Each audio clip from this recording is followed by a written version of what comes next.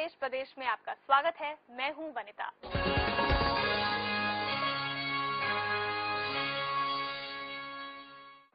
पिछले एपिसोड में हमने आपको दिखाया था कि कैसे प्रदेश में साफ सफाई की व्यवस्था बिगड़ी हुई है।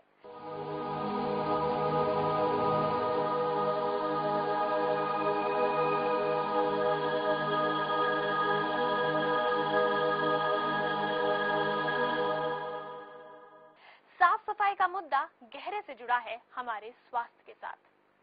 इस एपिसोड में हम आईना दिखाएंगे हमारे स्वास्थ्य विभाग को और दिखाएंगे कि इस विभाग का स्वास्थ्य कैसा है। प्रदेश में स्वास्थ्य सुविधाओं की स्थिति दिन प्रतिदिन बद से बदतर होती जा रही है। स्वास्थ्य सेवाएं हमारी आबादी के हिसाब से पहले ही बेहद कम थी। 6,845 गांवों और 135 शहरों में बसे 2,53,00,000 आबादी वाले हरियाणा के लोगों को स्वास्थ्य सेवाएं 21 जिला अस्पताल, 89 community health centres, 17 block primary health centres, 425 primary health centre और 2,465 सब सेंटर्स के माध्यम से दी जाती है। साथ ही साथ प्रदेश में 3 मेडिकल कॉलेज हैं। आयुर्वेदिक, यूनानी व होम्योपैथिक अस्पताल व डिस्पेंसरियां भी हैं। पहले तो स्वास्थ्य सेवाओं का भौतिक ढांचा जरूरत से कम है, लेकिन जो ढांचा बना हुआ है वो भी सक्रिय रूप से काम नहीं करता। डॉक्टरों, चिकित्सा सुविधाओं व यंत्रों की भारी कमी है। हरियाणा में 2012-13 वर्ष के बजट में 1,653 करोड़ रुपए स्वास्थ्य के लिए आवंटित किए गए हैं, जो कि किसी भी लिहाज से पर्याप्त नहीं है। सरकारी स्वास्थ्य सेवाओं की कमी के कारण बहुत से मरीज प्राइवेट क्लिनिक्स, अस्पतालों व दिल्ली इलाज कराने पर मजबूर होते हैं, जिससे उन्हें आर्थिक, शारीरिक व मानसिक कठिनाइयों का सामना करना पड़ता है। एक्चुअली क्या है कि आज अगर हम हमारे यहाँ हरियाणा के सरकारी हॉस्पिटल के सिस्टम को देखते हैं तो पूरी तरह से बिगड़ चुका है।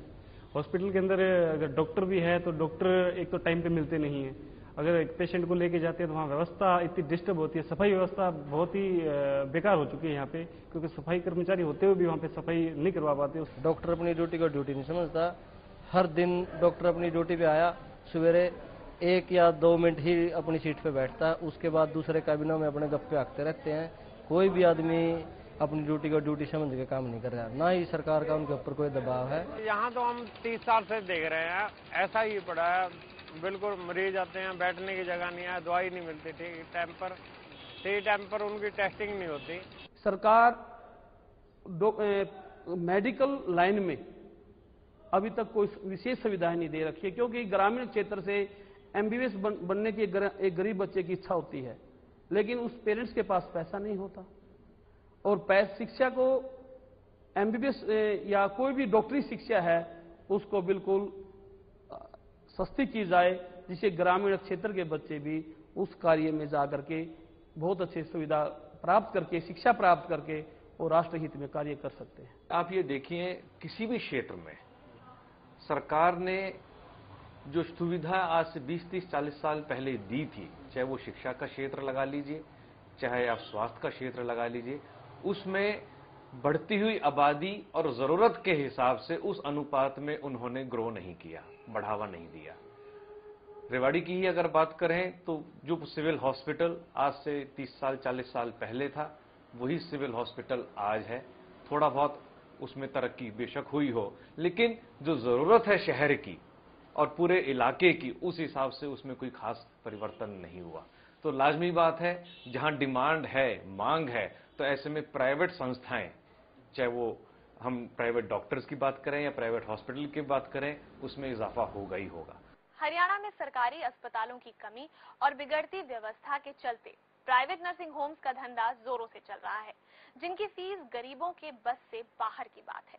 प्राइवेट नर्सिंग होम का व्यवसाय आज हरियाणा के सबसे अच्छे व्यवसायों में से एक गिना जाता है, जो मरीजों की लाचारी के बदले में मोटी रकम वसूलते हैं। एक आम व्यक्ति प्राइवेट हॉस्पिटल में अफोर्ड नहीं कर सकता है। इसके लिए सरकारों को चाहिए कि अगर सरकारी हॉस्पिटल है वहाँ पे डॉक्टर्स पूरे हों, दवाइयाँ हों, उनके इलाज की सुविधाएं हों।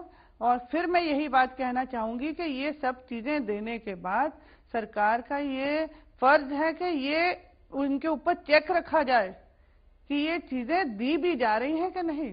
वहाँ के डॉक्टर पहुँच तो गए हैं, इलाज भी सही कर रहे हैं कि नहीं। कहने को तो हरियाणा में स्वास्थ्य केंद्रों का जाल बिछा हुआ है, लेकिन ये स्वास्थ्य केंद्र खुद बीमार हालत में है।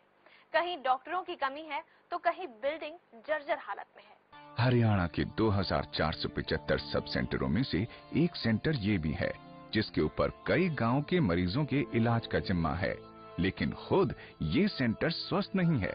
हाल ये है कि इसमें बैठने वाले मरीज और डॉक्टर दोनों सहमे सहमे रहते हैं कि बिल्डिंग कहीं गिर न जाए। मेन तो यहाँ बिल्डिंग की दिक्कत है। बिल्डिंग है वो बिल्कुल जर्जर हो चुकी है, बिल्कुल टूटी फूटी पड़ी है। इस समय तो कोई दिक्कत नहीं है, लेकिन बरसात के टाइम में ज्यादा दिक्कत है। पानी आता है, जगह जगह से पानी आता है और ये टपकने लग जाती है। यहाँ पे बैठने का मतलब कोई काम ही नहीं है। थोड़ा बहुत ये गत्ते से लगवा रखे हैं, इनकी वजह से थोड़ा काम चला हुआ है, लेकिन बिल्कुल टूटा पड़ा है ये। इससे भी ज्यादा हैरान करने वाली बात ये है कि इस सब सेंटर में डिलीवरी तो जरूर होती है, लेकिन इसमें कोई भी महिला डॉक्टर नहीं है। जच्चा और बच्चा को स्वस्थ रखने की पूरी जिम्मेदारी अटेंडेंट महिलाओं के ऊपर है, यानी सब राम भरोसे। कमोबेश यही हालत हरियाणा की ज्यादातर डिस्पेंसरियों की भी है। लेडी डॉक्टर होनी चाहिए यहाँ स्पेशल। क्यों नर्स होती है उनको तो नॉर्मल शिक्षा दी जाती है, और बाय द वे कोई ऐसा केस आ जाता है कि वो बिगड़ जाए तो नर्सों के ऊपर ही उल्टा पड़ जाए, तो ऐसा नहीं होना चाहिए। लेडी डॉक्टर अवश्य होनी चाहिए। हरियाणा के सब सेंटर्स का एक सच और है जिस पर हरियाणा के बाहर रह रहे लोग शायद ही विश्वास करें, और वो ये कि हरियाणा में कई सब सेंटर्स कई सालों से बनकर तैयार हैं, लेकिन आज तक वहां पर ना तो कोई नर्स पहुंची और ना ही डॉक्टर। हरियाणा सरकार इन्हीं सेंटरों पर नाज करती है और हरियाणा की सेहत सबसे साफ सुथरी बताती है, लेकिन मेवात के इन सब सेंटरों पर आज तक न कोई नर्स और न ही डॉक्टर पहुंचा है। यही हाल नारनौल के इस सेंटर का भी है, जिसे सरकार ने लाखों रुपए खर्च करके बनवा तो दिया, लेकिन आज तक यहाँ के लोग बस डॉक्टर का इंतजार कर रहे हैं। और अब इस जर्जर होती बिल्डिंग के साथ उनकी उम्मीद भी नाउमीदी में बदल गई है। 15 साल हो गए अस्पताल को बने, जब से इसमें कोई डॉक्टर नहीं, कोई मतलब वैसी सॉल्व नहीं समस्या कैसी भी बच्चों के लिए, किसी की बीमारी के लिए ये है। अभी तक अभी भी चालू कंडीशन में है। डॉक्टर के लिए भी बताया कि डॉक्टर बैठेगा, लेकिन इसमें कोई डॉक्टर नहीं आता, कोई नर्स नहीं आती। यहाँ अगर बिल्डिंग बन गई है तो उसके लिए डॉक्टर उपलब्ध होना चाहिए। ऐसा तो नहीं है कि भाई अगर नहीं बनी है, 15 साल इसको बने हुए हो गए, 15 साल में आप ये समझो कि 15 साल में तो कुछ भी हो सकता है।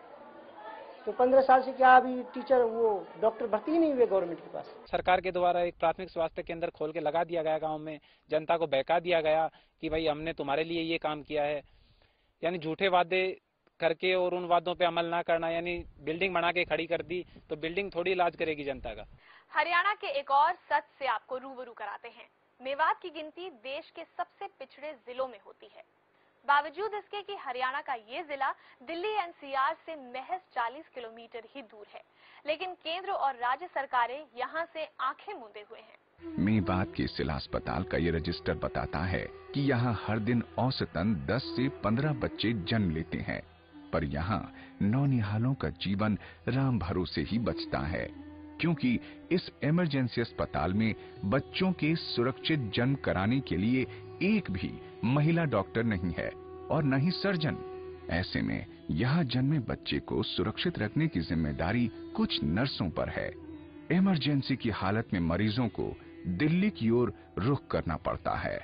जच्चा बच्चा कोई केस आता है तो उसको लेडीज डॉक्टर ना होने के कारण ये रेफर कर देते हैं। उसको रेफर करने पर यहाँ के लोगों पर धंधा पानी नहीं है, वो लोग बेचारे परेशान होकर उसका इलाज नहीं करा पाते, ऐसे ही उनकी डेथ हो जाती है। बहुत यहाँ जच्चा बच्चा की मौत होती है।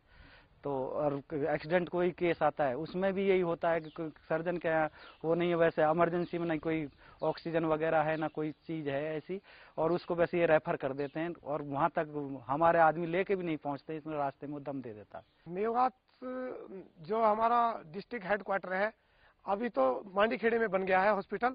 जब ये मेवात डिस्ट्रिक्ट हेडक्वार्टर था तो यहाँ पर 4 से 4-5 साल पहले एक लेडी डॉक्टर हुआ करती थी। वो लेडी डॉक्टर जब रहती थी तो लेडीजों की बहुत लाइन लगी रहती थी।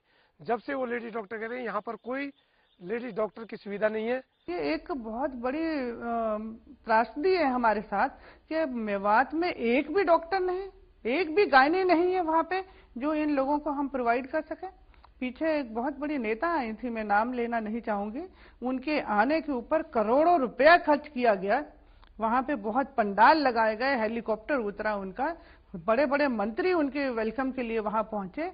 इस चीज पे पैसा खर्च करने के बजाय अगर हम वहां पे डॉक्टर्स, उनकी सहूलियतें उनको दे दी जाए। हरियाणा की बदहाल स्वास्थ्य सेवाओं के कई और अनछुए पहलुओं पर चर्चा करेंगे, लेकिन ब्रेक के बाद। ब्रेक के बाद समस्त भारतीय पार्टी के राष्ट्रीय अध्यक्ष सुदेश अग्रवाल हमारे साथ मौजूद होंगे। आप देखते रहिए बदलेगा देश प्रदेश।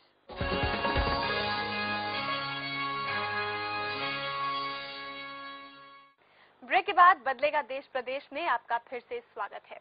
समस्त भारतीय पार्टी के राष्ट्रीय अध्यक्ष सुदेश अग्रवाल हमारे साथ स्टूडियो में मौजूद हैं। सुदेश जी, आपका बहुत बहुत स्वागत है शो में। नमस्कार। नमस्कार। यही आपसे सबसे पहले जानना चाहूंगी कि हरियाणा की जो स्वास्थ्य सेवाएं हैं, उनकी मौजूदा व्यवस्थाओं के बारे में आपका क्या कहना है? मौजूदा व्यवस्थाओं के बारे में कहने से पहले मैं आपको एक बहुत पुरानी कहावत जो है कि पहला सुख निरोगी काया, बिल्कुल सही बात है। ये जो है ना बहुत पुरानी कहावत है। हाँ, और बहुत सच्ची भी है। हाँ, सच्ची भी है, क्योंकि अगर हमारा स्वास्थ्य ठीक नहीं है, हमारी सेहत ठीक नहीं है, सब कुछ भी ठीक नहीं रहता है। आपका माइंड ठीक नहीं रहता, आपकी सोल ठीक नहीं रहती, काम करने को मन नहीं करता, कुछ भी करने को मन नहीं करता। और इसी से अंदाजा लगाया जा सकता है कि अगर जनता की सेहत ठीक नहीं होगी तो देश कैसे ठीक हो सकता है। तो इसलिए ये बहुत जरूरी है कि जनता की सेहत ठीक हो।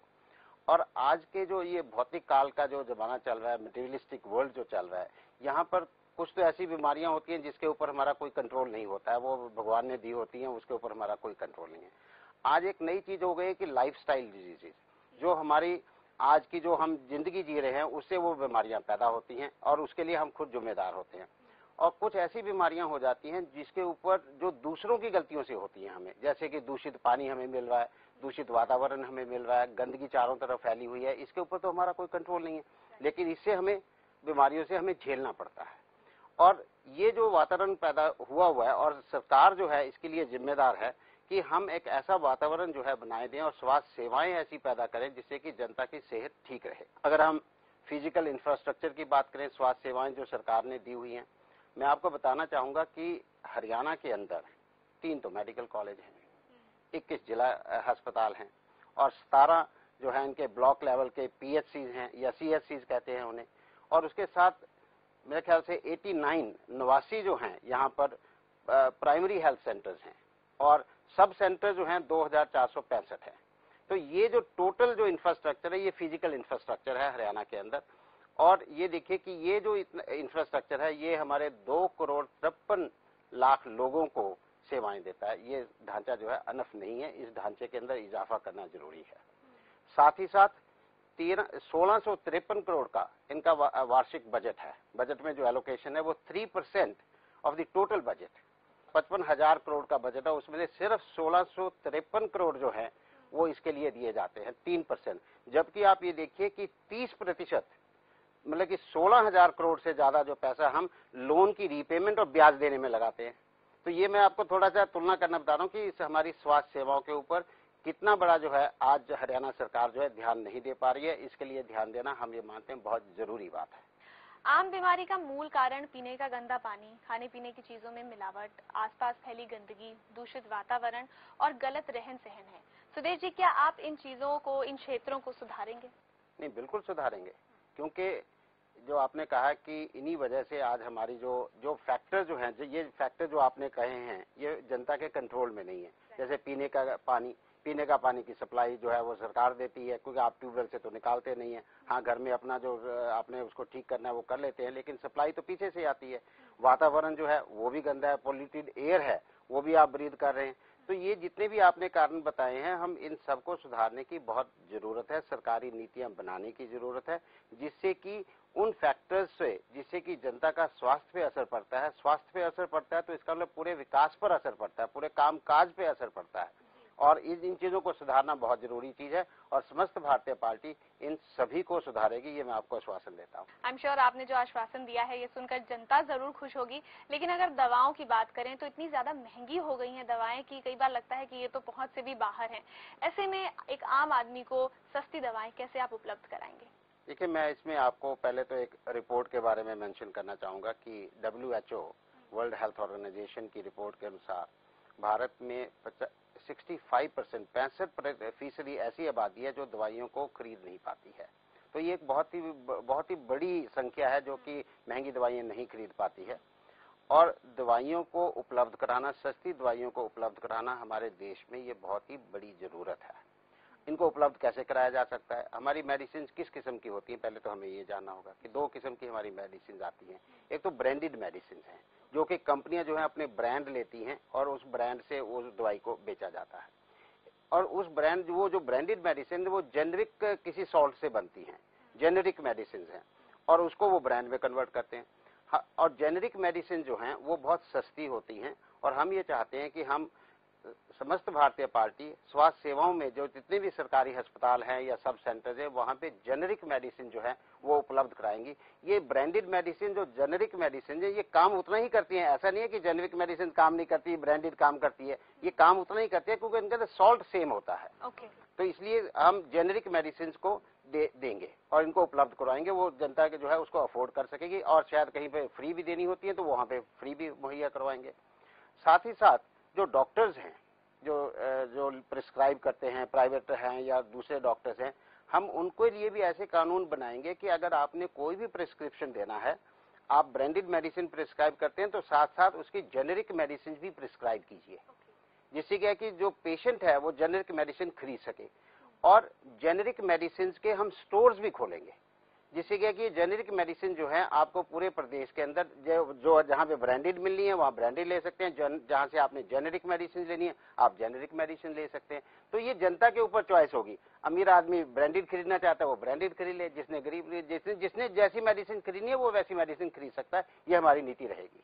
तो जेनेरिक मेडिसिन की हम कीमत की बात करें, उनमें फर्क कितना है ब्रांडेड मेडिसिन से, वो आप ये समझ लीजिए अगर ब्रांडेड मेडिसिन 100 रुपए की मिलती है तो जेनेरिक मेडिसिन वही है 10 से 15 रुपए की मिल जाती है। सुदेश जी, निजी क्षेत्र में स्वास्थ्य सेवाओं के बारे में आपकी क्या राय है और इसमें हो रही अनियमितता को आप कैसे ठीक करेंगे? देखिए कि जो स्वास्थ्य सेवाएं हैं जो सरकार देती है, एक तो ये सेक्टर है, लेकिन जो प्राइवेट इंस्टीट्यूशंस हैं, हॉस्पिटल्स हैं या क्लिनिक्स हैं जो निजी क्षेत्र के अंदर, ये भी जरूरी हैं। ये देखिए कि सरकार द्वारा दी गई स्वास्थ्य सेवाएं और प्राइवेट हॉस्पिटल का साथ साथ चलना इस देश के अंदर बहुत जरूरी बात है, प्रदेश के अंदर बहुत जरूरी बात है। लेकिन हो क्या गया है, क्योंकि इन प्राइवेट हॉस्पिटल के ऊपर जो कानून लागू होते हैं, जो नियंत्रण जो किया जाता है, रेगुलेशन जो बनाए जाते हैं, या तो वो बनाए ही नहीं जाते, अगर बनाए भी गए हैं तो उनको सक्रिय रूप से लागू नहीं किया गया। इनको नियंत्रण करना बहुत जरूरी है। इसके नॉन रेगुलेशन से हुआ क्या है कि आज प्राइवेट हॉस्पिटल या प्राइवेट डॉक्टर जो हैं वो मरीजों की एक्सप्लॉयटेशन करते हैं और वहां से ज्यादा पैसा वसूल करते हैं। जिन टेस्टों की जरूरत भी नहीं होती है उन टेस्टों को करवा देते हैं, जिससे कि पैसा इससे क्या है कि कई लोगों को बहुत फर्क पड़ता है, कईयों को तो शायद फर्क भी नहीं पड़ता है, लेकिन आम जनता को इससे बहुत फर्क पड़ता है क्योंकि उसकी आमदनी से एक बहुत बड़ा हिस्सा आज दवाइयों पर या स्वास्थ्य सेवाओं पर खर्च करना पड़ता है।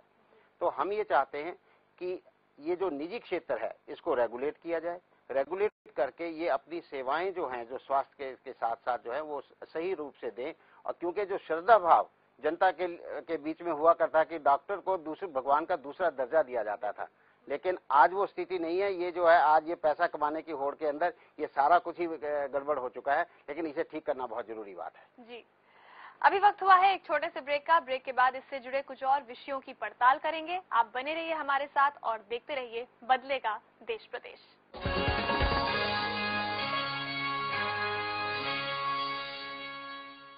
ब्रेक के बाद आपका एक बार फिर से स्वागत है। आज हम चर्चा कर रहे हैं हरियाणा की स्वास्थ्य व्यवस्थाओं के बारे में। सुदेश जी, दुधारू पशु किसी भी गरीब किसान की आय वृद्धि में बड़ा सहायक होता है, लेकिन इन पशुओं के लिए आज भी अच्छी स्वास्थ्य सुविधाएं उपलब्ध नहीं है। इस बारे में आपका क्या कहना है? देखिए, मैं आपको ये बताना चाहूंगा कि हरियाणा प्रदेश की 70% आबादी जो है वो गाँव में बसती है और यहाँ पर 6800 से ज्यादा गाँव हैं। आप ये देखें कि गांव में रहने वाले हर परिवार के पास कम से कम एक पशु जरूर है और उसी से वो अपनी जरूरतें पूरी करते हैं, जैसे कि दूध है, दही है, लस्सी है, घी है, ये सब घर में ही बनाते हैं। और बहुत से लोग तो एक से ज्यादा पशु भी रखते हैं क्योंकि वो उनकी आमदनी का जरिया भी बनती है। तो अगर हम इंसानों के स्वास्थ्य की बात करें तो वो तो हमने बात कर ली, उसके लिए तो हमने ढांचा खड़ा कर दिया, जो भी करना है वो कर लिया। लेकिन अगर हम पशुओं के स्वास्थ्य की तरफ ध्यान नहीं देते हैं तो इसका मतलब साफ साफ है कि ये जो है उन किसानों को, उन जो गांव में रहने वाले लोग हैं, उनको प्रभावित करता है। इसलिए सरकार की ये बहुत बड़ी जिम्मेदारी बनती है कि पशुओं के लिए जो अस्पताल होने चाहिए, वेटरनरी जो डॉक्टर होने चाहिए, जो सुविधाएं होनी चाहिए, वो गांव-गांव तक मुहैया होनी चाहिए। इसमें शहरों में इसका पता नहीं लगता है, क्योंकि शहरों में तो कोई ऐसी व्यवस्था की जरूरत नहीं पड़ती है, लेकिन गांव के अंदर इसकी बहुत जरूरत है। और समस्त भारतीय पार्टी ये हमारे बिल्कुल प्राइमरी रडार के ऊपर है और हम इसको, इन सेवाओं को जरूर मुहैया करवाएंगे। अच्छी सेहत हर कोई चाहता है, हर कोई चाहता है कि हमेशा हम सेहतमंद बने रहे, लेकिन प्रदेश में स्वास्थ्य सेवाओं की अगर बात करें तो वो जरूरत से बहुत ज्यादा कम है। ऐसे में समस्त भारतीय पार्टी की क्या नीति होगी? समस्त भारतीय पार्टी ने सबसे पहले तो इस समस्या का रिकग्नाइज किया, इसको मान्यता दी कि ये समस्या है, इसका समाधान करना बहुत जरूरी बात है। और अगर हम नीति की बात करते हैं, सबसे पहले तो जो ढांचा बना हुआ है, चाहे वो डिस्ट्रिक्ट हॉस्पिटल्स हैं या CHCs हैं, कम्युनिटी हेल्थ सेंटर्स हैं या प्राइमरी हेल्थ सेंटर्स हैं या सब सेंटर्स हैं, जितने बने हुए हैं हम उनको सक्रिय करेंगे।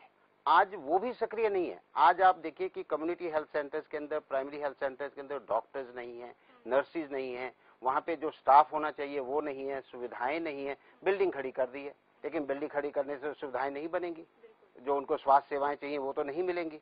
तो सबसे पहले तो बुद्धिमत्ता यही होगी कि हम उस ढांचे को सक्रिय रूप से खड़ा कर दें कि वो काम करने लग जाए। पहले तो हम ये करेंगे, उसके हालात सुधारेंगे और साथ ही साथ ये भी देखेंगे कि भी अगले इसको ढांचे को बढ़ाया कैसे जा सकता है, तो उस ढांचे को भी बढ़ाने के लिए नीतियां बनाएंगे।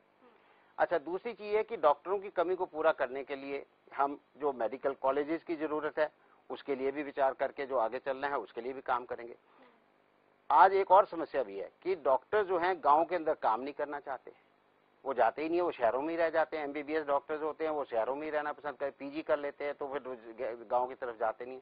जैसे कि महाराष्ट्र में कंपलसरी है कि 1 साल के लिए इंटर्नशिप के बाद आपका PG एडमिशन से पहले 1 साल आपने गांव में काम करना ही करना है। ऐसी नीति को भी हम लागू करेंगे जिससे कि डॉक्टर जो हैं गांव स्तर पर जो है वो डॉक्टर्स जो है वहां पर उपलब्ध हो। प्रबंधन विभाग को जो स्वास्थ्य सेवाओं के लिए जो इनका हेल्थ डिपार्टमेंट है, हम उसको सुचारू करेंगे।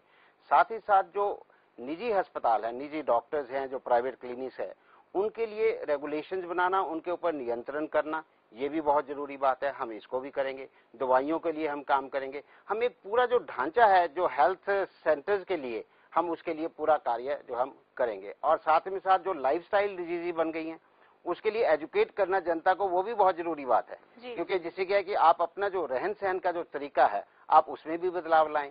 आपके अंदर जो आज की जो जीवन शैली हो गई है उसके अंदर टेंशन बहुत हैं, आप उसको भी देखें कि उसके ऊपर भी हम जागरूकता पैदा करेंगे। मतलब कि हम इसके लिए हम चारों तरफ से जो है समस्त भारतीय पार्टी इसके लिए कार्य करेगी। इतना ही नहीं, हम स्वास्थ्य बीमा योजना को भी लागू करेंगे जो कि गरीब आदमी को बहुत ही कम रुपयों के अंदर, शायद 10-20 रुपए महीना देकर उसको स्वास्थ्य सेवाएं जो है वो मिल सकती हैं। हम ये भी लागू करेंगे। सुदेश जी, क्या आपको ऐसा लगता नहीं कि सभी प्रदेशों में स्वास्थ्य की एक नीति होनी चाहिए जो हर नागरिक को स्वास्थ्य सुरक्षा कवच दे और अगर कोई बीमार पड़े तो उन्हें मुफ्त सेवा मिलनी चाहिए? देखिए कि ये एक बहुत ही गंभीर मसला सवाल जो है ना आपने हमसे पूछ लिया है कि मुफ्त स्वास्थ्य सेवाएं। देखिए ये तो आज विकसित देश जो हैं वो भी नहीं दे पा रहे हैं, क्योंकि ये एक बहुत ही फाइनेंशियली जो है बहुत ही जो चक्कर के ऊपर जो है ना बहुत प्रेशर डालता है। लेकिन यहाँ पर हमें ये करना होगा कि एक तो पूरे देश के अंदर एक जैसी स्वास्थ्य सेवाएं जो हैं मिलनी चाहिए। इसके लिए मैं आपके साथ सहमत हूँ, ये होनी चाहिए। और साथ ही साथ जो आदमी, जो व्यक्ति हमारे देश के अंदर स्वास्थ्य सेवाएं नहीं ले सकते, वो मतलब आर्थिक तौर पर कमजोर हैं, उनके लिए स्वास्थ्य सेवाएं मुफ्त होना ये बहुत जरूरी बात है। नहीं तो फिर आप कल कहोगे कि खाना भी मुफ्त दे दीजिए, उनको कपड़े भी मुफ्त दे दीजिए, तो ये चीजें नहीं होनी चाहिए। लेकिन जो अफोर्ड कर सकते हैं उनको तो उसके लिए पे करना पड़ेगा, लेकिन जो अफोर्ड नहीं कर सकते हैं उनके लिए हमारी ऐसी नीति होनी चाहिए कि उनको जो है स्वास्थ्य सेवाएं मिल जाएं और शायद उनको बहुत कम पैसों में मिल जाएं, ऐसा हमारा मानना है। आखिर में सुदेश जी क्या संदेश देंगे अपनी ओर से जनता को? जी, जनता को तो हम तो यही कहना चाहेंगे कि अगर स्वास्थ्य सेवाओं में आप इजाफा चाहते हैं या सुचारू रूप से काम करें, नए नेताओं को मौका दीजिए। समस्त भारतीय पार्टी ये करके दिखाएगी, सिर्फ बातें ही नहीं करती है, ये करके दिखाएगी। हमें पूरी उम्मीद है कि आपने जो नीतियां बताई हैं, जो बातें बताई हैं, आप वाकई इन वादों को पूरा करेंगे और आपको जनता का भी पूरा सपोर्ट मिलेगा। बहुत बहुत धन्यवाद यहाँ आने के लिए। आपका भी बहुत बहुत धन्यवाद। व्यवस्था चाहे कितनी ही खराब क्यों ना हो, लेकिन अगर सही लोग सही सोच के साथ काम करें तो व्यवस्था को बदला भी जा सकता है। पर इसके लिए जरूरी है कि शासन सत्ता में नेक नियति और काबिल लोगों को लाया जाए और हमारी राजनीति स्वस्थ हो। राजनीति से देश चलता है, राजनीति से प्रदेश चलता है, राजनीति से सभी व्यवस्थाएं बनती हैं। राजनीति सही तो सब कुछ सही, राजनीति गलत तो सब कुछ गलत। आज राजनीति पर कब्जा कर लिया उन लोगों ने जो स्वार्थी हैं, भ्रष्टाचारी हैं, अपराधी व अकुशल हैं। समस्त भारतीय पार्टी का मानना है कि जब तक अच्छे लोग राजनीति पर काबिज नहीं होंगे तब तक हमें बदलाव की उम्मीद नहीं करनी चाहिए। कब्जा अच्छे लोगों के हाथ में देना लोकतंत्र में ये जनता की जिम्मेदारी है। कैसा लगा आपको हमारा ये कार्यक्रम? आप अपनी राय हमें इस पते पर भेज सकते हैं। हमारा पता है समस्त भारतीय party, W6/5 DLF Phase 3 Gurgaon, 122002 Haryana. Telephone number 0124-406-4659। आप हमें ईमेल भी कर सकते हैं on info@sbparty.org और हमारी वेबसाइट है www.sbparty.org। अगले एपिसोड में हम बात करेंगे पंचायती राज और उसके सशक्तिकरण के मुद्दे पर। तब तक के लिए नमस्कार। इस एपिसोड को आप समस्त भारतीय पार्टी की वेबसाइट और YouTube पर भी देख सकते हैं।